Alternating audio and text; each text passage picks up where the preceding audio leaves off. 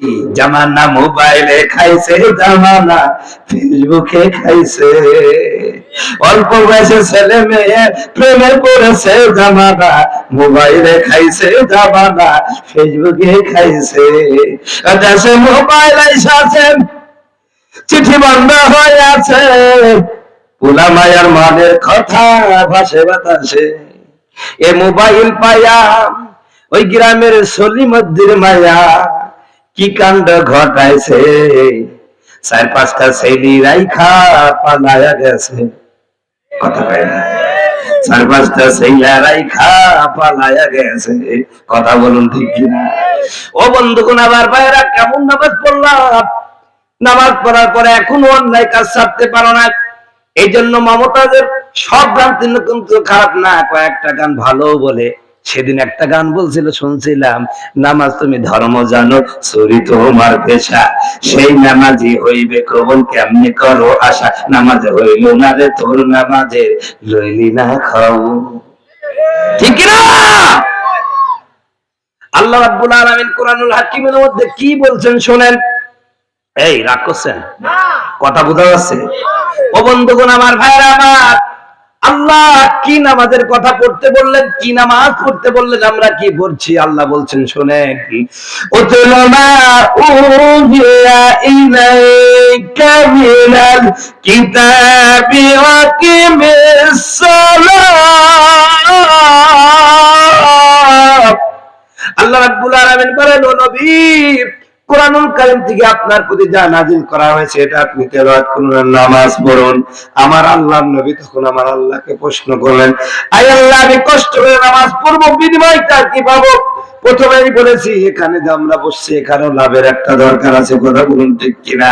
আমার নবীর প্রতি আল্লাহ আয়াত নাযিল করলেন সূরা আল-কাবুতের 45 নম্বর পৃষ্ঠার 45। আমার ভাইয়েরা 401 নম্বর, 2 নম্বর, 3 নম্বর লাইনে 403 নম্বর পৃষ্ঠার 45 নম্বর আয়াত সূরা আল-কাবুতের। এই আয়াতের মধ্যে আল্লাহ বললেন, ও নবী, কোরআন থেকে আপনার প্রতি যা নাযিল করা হয় এটা আপনি তেলাওয়াত করুন, নামাজ পড়ুন। আমার আল্লাহর নবী কেমন যেন প্রশ্ন করলেন, আল্লাহ গো, নামাজ পড়লে আমার লাভটা কি হবে?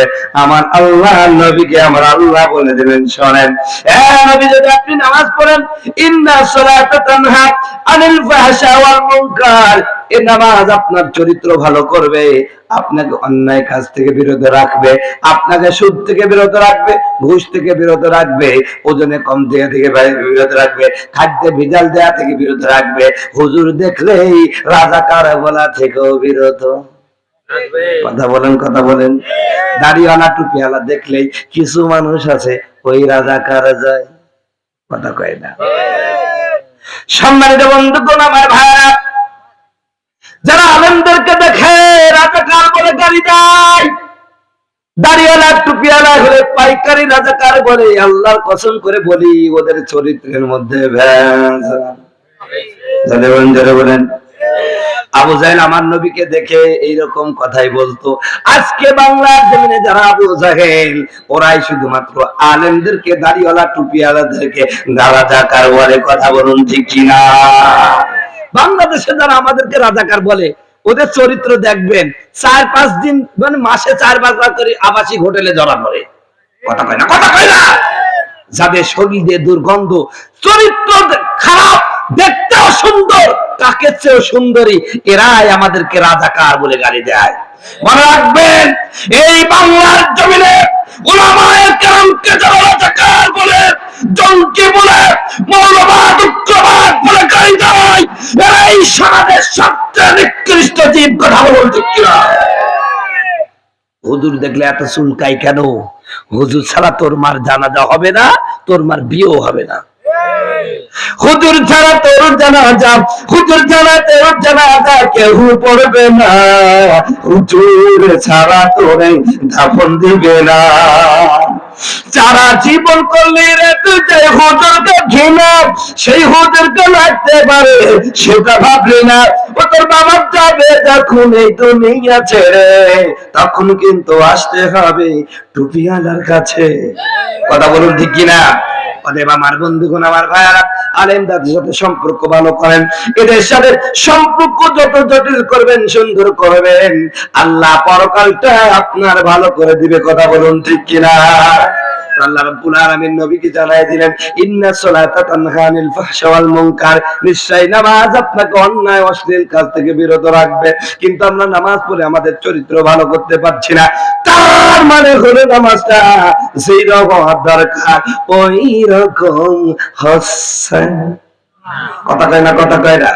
ও বন্ধুগণ, আমার ভাইয়ারা, নামাজ শুধু চরিত্রের পরিবর্তন করেন না। আজকে আমরা রিজিকের পিছনে দাঁড়াই, এই রিজিকের ব্যবস্থা নামাজ করে দিবে। জোরে বলেন সুবহানাল্লাহ। তাহলে ছোট্ট করে একটা ঘটনা কয়ে দিই। আমার নবী মুহাম্মদ সাল্লাল্লাহু আলাইহি ওয়াসাল্লামের একজন সাহাবী, আমার ভাইয়ারা, মক্কা থেকে হিজরত করে মদিনায় চলে গেলেন। মদিনার ইহুদিরা তাকে কোনো কাজে নেয় না। মক্কা থেকে ফরমান জারি করা হলো, শোনো ও মদিনার আমার বন্ধুরা, শোনো, তোমাদেরকে বলে দিই, আমাদের গ্রাম থেকে অমুকে হিজরত করে চলে গেছে, তোমরা তাকে কাজে নেবা না, তাকে সহযোগিতা করবা না। ক্ষুধার যন্ত্রণা যখন সইতে পারবে না, তখন উল্টো করে আবার মদিনা থেকে মক্কায় চলে আসবে। আমার ভাইয়েরা, এমন একজন সাহাবী, এমন ক্ষুধার্ত যখন যন্ত্রণা হয়ে গেল, বাড়িতে বড় অভাব, ছোট্ট ছোট্ট বাচ্চাগুলো ক্ষুধার যন্ত্রণায় চিৎকার করে হাউমাউ করে কাঁদে। একদিন স্ত্রী বলে দিলেন, প্রাণের স্বামী, আমরা নাই ধৈর্য ধরলাম, আমাদের এই ছোট্ট বাচ্চাগুলো ধৈর্য ধরতে পারছে না, তুমি কি পারবে না আজকে একটু খাবারের ব্যবস্থা করতে? বলেন সুবহানাল্লাহ। আল্লাহর নবী, মায়ার নবী গো, আপনি নবী আমার জান্নাতের সরদার।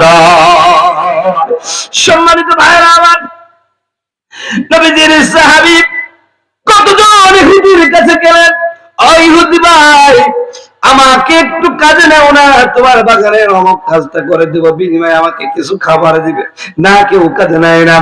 এক পর্যায়ে কোথাও যখন কাজের ব্যবস্থা করতে পারলেন না, তিনি চিন্তা করলেন, দয়াল নবী, মায়ার নবী, আমার নবী, আপনার নবী মুহাম্মদ রাসূলুল্লাহর কাছে কেউ গেলে আল্লাহর নবী কোনদিন তাকে খালি হাতে পাঠাই না।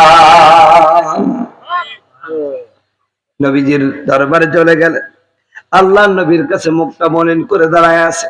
আমার নবী ডাক দেয়া বললেন, সাহাবী, কি ব্যাপার, তোমার মনটা তো মলিন কেন, মুখটা তো কালো কেন, কি হয়েছে বলো না? সাহাবী ডাক দেয়া বললেন, হুজুর গো, কোনো অপরাধ নাই, শুধুমাত্র মুসলমান হয়েছে, এই জন্য মদিনার ইহুদিরা কেউ কাজে নেয় না, মুনাফিকরা আমাকে অপমান করে। আজ কয়েকদিন যাবো আমার বাড়িতে কোনো খাবার নাই, নবী গো, পারবেন আমাকে কিছু খাবার দিতে? আল্লাহর নবী ডাক দিয়া বলেন, আমার সাহাবী, কয়দিন ধরে তোমার বাড়িতে খাবার নাই? সাহাবী ডাক দিয়া বলেন, ইয়া রাসূলুল্লাহ, ইয়া হাবিবাল্লাহ, আজ 2-3 দিন আমার বাড়িতে কোনো খাবার নাই। আমার নবী ডাক দিয়া বলেন, সাহাবী, আমার অবস্থা কি জানো? আমার অবস্থা হলো, আজ 1 সপ্তাহ যাবত আমার চুলায় কোনো আগুন দিতে পারি না। সাহেবের মুখটা আরো মলিন হয়ে গেল। আরে বড় আশা নিয়ে তো নবীর দরবারে আসলাম, আমার নবীর অবস্থা তো আরো বড় খারাপ। দেখ বলে, ইয়া রাসূলুল্লাহ, ইয়া হাবিবাল্লাহ, বড় আশা নিয়ে এসেছিলাম। আমার নবী ডাক দিয়ে বলেন, স্বামী, আমার বাড়িতে খাবার না হলেও তোমার বাড়িতে হবে। একজনের নবী আসিল গো সোনার মদিনায়, একজনের নবী আসিল গো সোনার মদিনায়, ওরে যাহার প্রেমে মজনু হলো, যাহার প্রেমে মজনু হলো, খুদে রাব্বানা, একজনের নবী আসিল গো সোনার মদিনায়। সম্মানিত